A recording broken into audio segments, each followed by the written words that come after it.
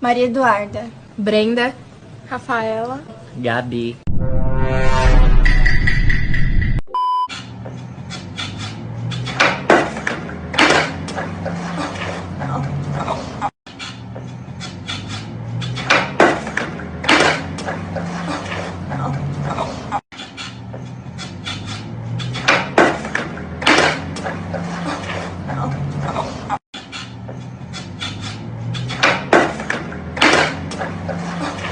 Right in the gender neutrals. RIP, because the pronoun was lost that day. Definitely gonna be bleeding some gender fluids. Well, look on the bright side. At least the skateboard went straight.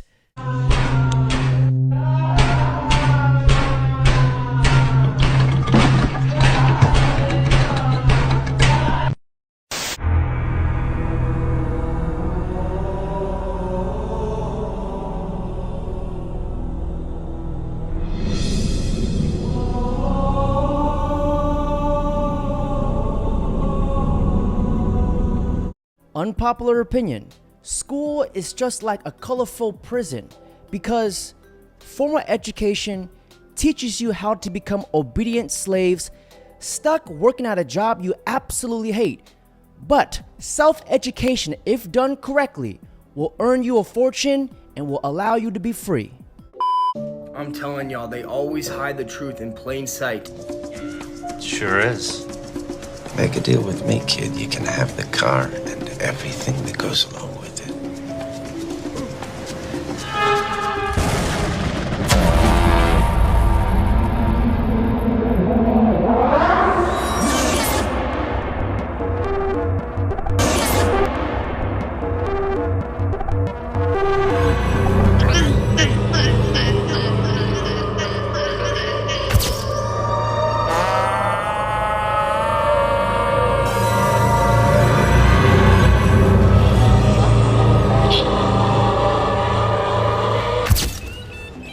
So what do you say?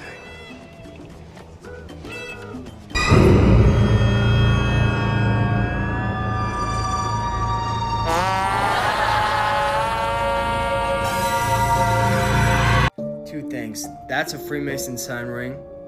And, wait a minute, that's obviously the devil. Soul selling, once you learn and understand about it, you'll see it everywhere.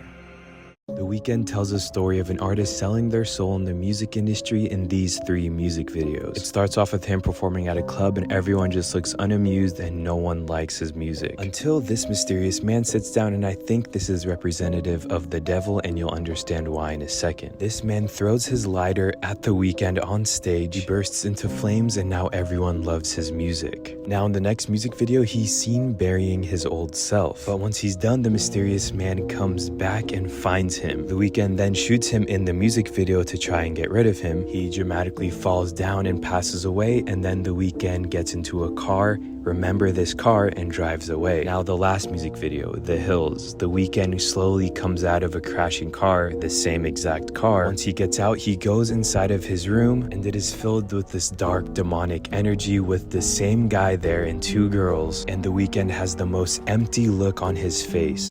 They put it right in front of our faces, and we just sit here and accept it as art.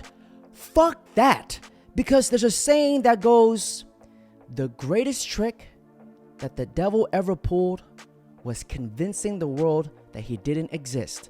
And it's crazy how open they are with the story, and yet people refuse to believe it and deny it. I believe in God because demons are real. There's genuine evil in this world. I've seen it with my own eyes. And there's always an equal and opposite force. If demons are real, then God must be real. Some of the things that are happening in the world today is truly the work of the devil. By extension, God must be real. There's no way it can exist without him. And if you want to argue whether the devil exists or not, then you're not taking a very close enough look at the world. People who are defending the Matrix and trying to report its ideas, these people are genuinely, truly evil in their hearts. They don't care about humanity. They don't care about free speech. They're not pro-human. All they care about is trying to enforce ideologies regardless of how it affects people negatively. They're truly full of hate, and that makes them evil people. By extension, God must exist. God inspires certain men to resist. The Bible says that we're stuck in a war between 2 kingdoms, the kingdom of darkness and the kingdom of light. one thing that really sickens me about extremely wealthy people is that whenever they want to do something despicable to somebody, they can and they will do it. And they will get away with it as if nothing happened. And this just goes to show you that our system, liberty and justice for all, that our system is just a little bit corrupt. They don't even hide it anymore. The season premiere of SNL with Ice Spice. Ooh, look at us, 3 Gen Z icons. Aren't you like 40? No. Long time ago, I met this guy and made a deal where I get to stay 25 years old for forever. What guy? Tall fella, horns, red fur, I don't know, little hooves. Keen, that's the devil, dude. What? I thought it was like a Times Square Elmo or something. One thing that I find very strange and abnormal is that if you watch The Simpsons, they are able to predict the future. 5 times The Simpsons have predicted the future. In Season 6, Episode 19, Lisa visited a fortune teller and was transported 15 years into the future. While in the future reality, she talked to Marge using a video chat feature on her phone, which is now called FaceTime. In Season 9, Episode 3, when Bart was sad, Marge offered to read him a book called Curious George and the Ebola Virus, possibly hinting at the 2014 US Ebola outbreak. In Season 11, Episode 17, when Lisa was the president, she stated that she had to clean up after Donald Trump, meaning they predicted he would be president in the future. In Season 22, Episode 1, Milhouse correctly predicted that Bengt Holmstrom would win the 2016 Nobel Prize. In Season 5, Episode 10, The Simpsons predicted the Siegfried and Roy tiger attack. But wait! There's more! Speaking of outbreaks, remember that time we all had to stay home between the years of 2020 and 2022? Yeah, The Simpsons predicted that too. I mean, obviously, but not only did they predict the outbreak of an illness, they also predicted the outbreak of killer bees. In episode 21 of season 4, Marge in Chains, which aired all the way back in 1993, an unprecedented flu sweeps through Springfield, which causes the townspeople to riot. During said riot, while the citizens of the town are demanding a cure for the illness, a swarm of killer bees is unleashed. 27 years later, not only do we experience a very famous outbreak that leaves all of us locked in our homes, in one of the same years, America and the western coast of Canada experienced an infestation of killer hornets, whose stings are extremely painful and in some cases lethal. Luckily, the insects have since been eradicated from the areas and we are now allowed to leave our houses. I can't comprehend and seem to wrap my head around how do the Simpsons know? If any conspiracy theorists out there know, please comment down below. And what I find very weird is that they're not telling you their predictions. They're telling you their plans. And check this out. Number 3, World War III. On November 22, 1987, a special episode of The Simpsons aired on The Tracy Ullman Show. And although it was very, very hilarious, there might be a hidden message in there somewhere. Before you accuse us of grasping for straws, consider the fact that many of the accurate predictions made in this show were sometimes simple side notes that nobody really paid attention to. Anyway, the episode centers around Homer Simpson repeatedly pranking his family with World War III scares. Many times during the episode, he would wake them up, asking them to rush into the fallout shelter, as if it was the end of the world. It's World War III!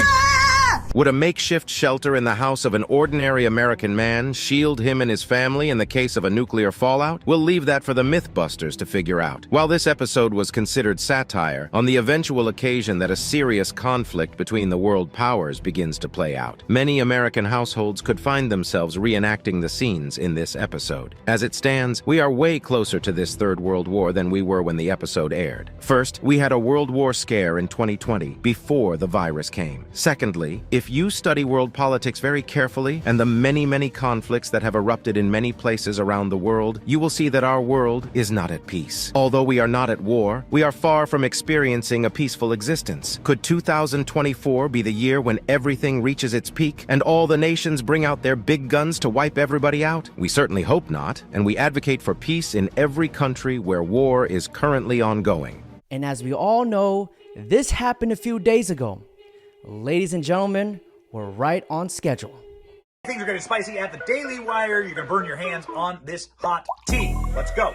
Candace Owens is saying she's going to go on a public media tour on the largest shows in the world to tell the world the truth about why the Daily Wire fired her. Candace Owens threatening to go on Joe Rogan's podcast saying that she's disgusted that Ben Shapiro is going and doing media interviews about her firing.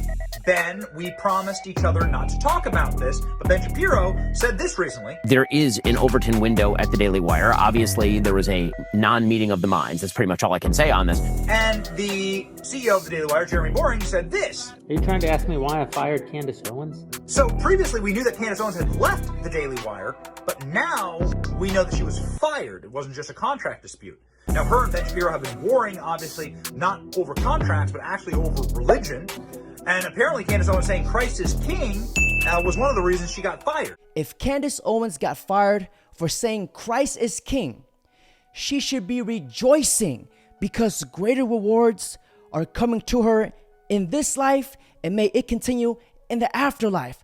But I honestly don't think she got fired for saying Christ is king. There's more than meets the eye. Now here's my unpopular opinion. Candace Owens said some things about Israel, and you know, you are not allowed to say anything about Israel, America. And I'm just going to leave it as that. I have the utmost respect for Candace Owens and Tucker Carlson because they are not afraid to speak the truth and they are not afraid to lose their jobs. Wake up in the morning and decide that your Christian faith requires you to support a foreign government blowing up churches and killing Christians. I think you've lost the thread. Now, if you guys just pay attention to what everything is happening around the world, this is not a time for us to be divided. We need to come together because if we keep going down this path that we're going, it's not a path that we want to go down. Let me just say that. Now, ladies and gentlemen, that's it for today's video. Don't forget to like, comment, subscribe. You know, it's even more weird is if you take a picture of a $1 bill on the back. It looks like an alien. Yeah. Yeah, I saw that. Yeah, you actually, well, you turn the contrast all the way up. And yeah, the contrast reveals an alien head and the face, the eyes, everything. It's kind of genius. What's in your pocket? Yeah, Roswell.